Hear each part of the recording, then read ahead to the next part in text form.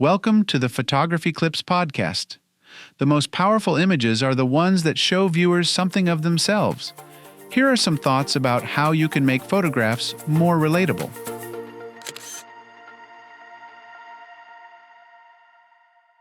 The hardest thing about art is making something that actually resonates with people. Each piece that we create is significant to us, the creators. We were the ones on scene, taking the photograph, experiencing the day and all the little slices of life that came with it. Prior to snapping the shutter, we were the ones who spent hours, days, or weeks hard at work planning the photograph and the trip to take it. After we've created the digital negative, we're also the ones who spend hours on post-processing, making the image as perfect as possible. That's a lot of time, thought, and work. So, of course, all of our images carry a lot of significance to us, the creators. So what is that spark, that special something, that makes an image carry significance to the viewers? I think the answer to that, though it sounds simple, is actually really complex. At a base level, an image that is significant to viewers carries something personal. Not something that is necessarily personal to the photographer, but something that is personal to the viewer. They look at the photograph and, in a sense, it's a little bit like looking in a mirror because viewers can see something to which they relate within the photograph. In other words, the image carries a message that speaks to something many of us have in common. An easy way to think of this is through portraiture. One can look at a portrait of a farmer hard at work, and even if that person works in an air-conditioned office, there is still something relatable about the toil to work and make a living in that photograph. It's a theme that most everyone can identify with, even though we all come from different walks of life. But that's not to say that the only meaningful or relatable images are portraits. More, this just means that any image, no matter the subject, needs to carry something we can all identify with. This is really, in my opinion, what lies at the heart of a truly meaningful photograph. So how does one make a landscape relatable? Or a photograph of a flower, a flowing river, or some other non-human subject? It's something I've mentioned before, and that's what I'd like to highlight now.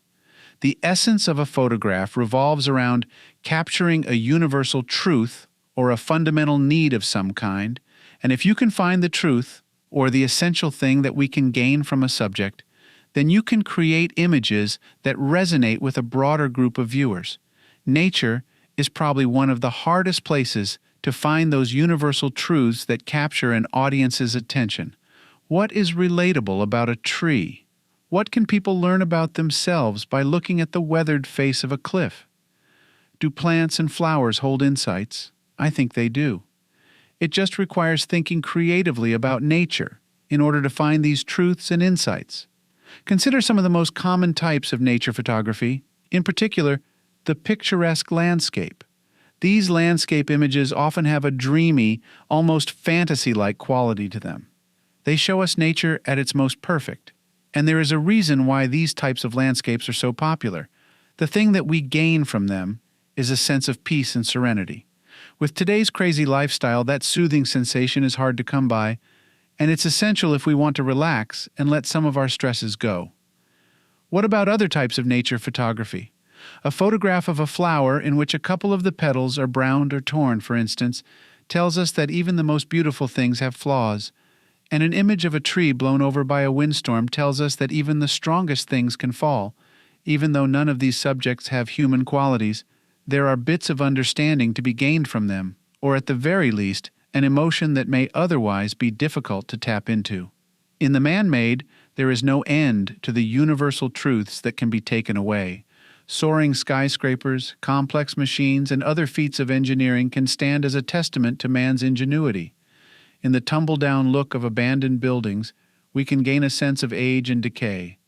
Images featuring strong geometry tend to tell us of the ways that people tend to bring order to the world.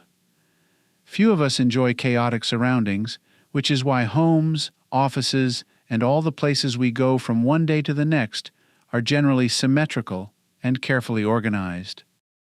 Messages can also be about lifestyles.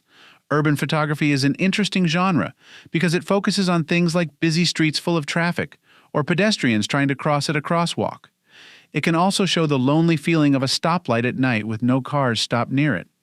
Since all of these things are things we encounter daily, It's easy to make these subjects resonate with an audience. All we need to do is look around, observe, and construct a scene that people understand and enjoy. Of course, this is broadly speaking.